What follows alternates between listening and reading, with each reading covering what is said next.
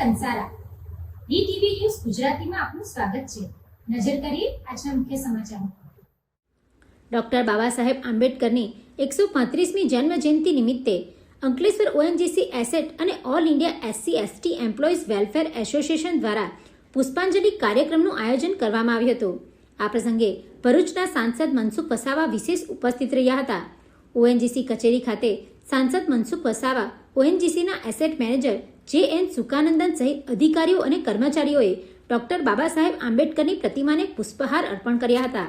બાબા સાહેબ આંબેડકરની જન્મજયંતિ નિમિત્તે ઓએનજીસી કોલોની ખાતે અંકલેશ્વર ઓએનજીસી એસેટ અને all India SC/ST employees welfare association દ્વારા CSR કોમ્પોનન્ટ અંતર્ગત ભરૂચ જિલ્લાની 4 સરકારી શાળાના વિદ્યાર્થીઓને યુનિફોર્મ, નોટબુક, બૂટ મોજા તેમજ શાળાને વોટર કુલર અને આરઓ સિસ્ટમ તેમજ એક વિકલાંગને ઇલેક્ટ્રિકલ ટ્રાઇસિકલનું ઉપસ્થિત મહાનુભાવોના હસ્તે વિતરણ કરવામાં આવ્યું હતું। આ પ્રસંગે સાંસદ Mansukh Vasava, asset manager JN સુકાનંદન, HR હેડ અજય એક્કા સહિત all India SC/ST employees welfare એસોસિએશનના પ્રમુખ અમિત વસાવા, સેક્રેટરી સંજય પરમાર સહિત હોદ્દેદારો, કર્મચારીઓ અને વિદ્યાર્થીઓ અને શિક્ષકો ઉપસ્થિત રહ્યા હતા। જય ભીમ। આજે સમગ્ર દેશ અને ગુજરાતની અંદર ભારત રત્ન બંધારણના ઘડવૈયા, સાચા અર્થમાં લોકશાહીના રક્ષક એવા વિશ્વ વંદન્ય ડૉક્ટર બાબા સાહેબનો આજે જન્મદિવસ છે। આ જન્મદિવસ સમગ્ર દેશ અને ગુજરાતની અંદર ખૂબ ધામધૂમથી ઉજવાઈ રહ્યો છે। ભરૂચ જિલ્લામાં પણ અલગ અલગ સ્થાનોમાં આ જન્મદિવસનો કાર્યક્રમ ઉજવાઈ રહ્યો છે। રેલવે સ્ટેશનની સામે જ દર વર્ષની જેમ બાબા સાહેબની જે પ્રતિમા છે ત્યાં પુષ્પાંજલિનો કાર્યક્રમ હતો, ત્યાં હાજરી આપીને સીધો અહીંયા અંકલેશ્વર આવું છું। આ અંકલેશ્વર ઓએનજીસીમાં બાબા સાહેબની ખૂબ ભવ્ય પ્રતિમા બનાવી છે। અહીંયા પણ પુષ્પાંજલિનો કાર્યક્રમ દર વર્ષે રાખવામાં આવે છે।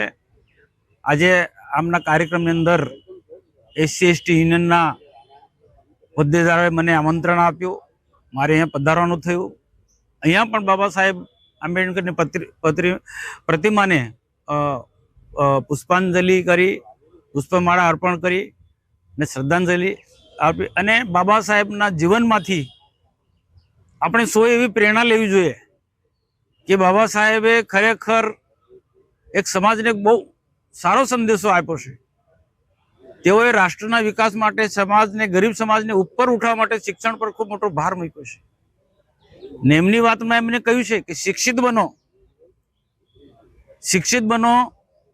સંગઠિત બનો અને સંઘર્ષ કરો। ને બાબા સાહેબે એમના જીવનની અંદર આ ઉચ્ચ હોદ્દા પર પહોંચવા માટે ખૂબ સંઘર્ષ કર્યો છે।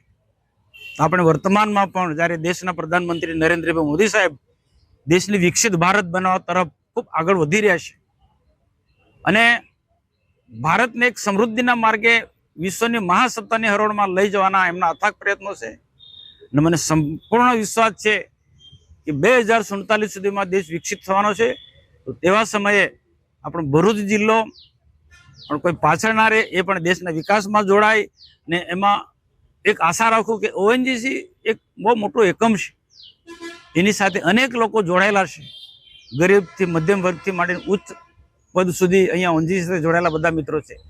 આપણે પણ બાબા સાહેબના જીવનમાંથી પ્રેરણા લઈએ કે આપણા ક્ષેત્રની અંદર એક રાષ્ટ્રના વિકાસના માટે 2047માં દેશને જ્યારે વિકસિત બનાવવાનો છે, ત્યારે જ્યાં જ્યાં આપણને લાગે કે આપણામાં પડેલી અપાર પરમાત્માએ આપણી શક્તિનો સદુપયોગ કરે અને સમાજના ઉત્થાનના માટે આપણે પણ સૌ કાર્ય કરીએ।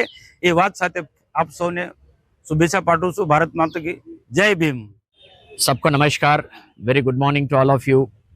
आज हम लोग ONGC Ankleshwar office building, new building में आए हैं। डॉक्टर अंबेडकर पार्क में आए हुए हैं। 135th बर्थ एनिवर्सरी को सेलिब्रेट करने के लिए आए हैं। इसमें ओएनजीसी अंकलेश्वर इस बहुत गर्व है। एक्चुअली हमारा member of parliament, 7 times MP अवर मनसुख भाई वसावा जी हमको टाइम दिए हैं। ये हमारा बहुत ही गर्व की बात है। एक्चुअली आज ओएनजीसी में बहुत सारा प्रोग्राम्स रखे हैं, बच्चे लोगों का कल्चरल प्रोग्राम और उनका जो CSR रिलेटेड एक्टिविटीज़ में हम लोग आज बहुत सारा प्रोग्राम रखे हैं।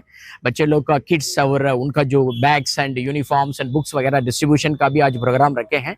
सो आप लोग सब आए हुए हैं, हम बहुत खुश हैं। सो ONGC हमेशा समाज के साथ मिल के काम करता है। सो इक्वालिटी एंड यूनिटी में सभी फोकस करके काम करता है। सो आप सबको बहुत धन्यवाद, आप लोग इधर आके इस प्रोग्राम में पार्टिसिपेट किए हैं। धन्यवाद।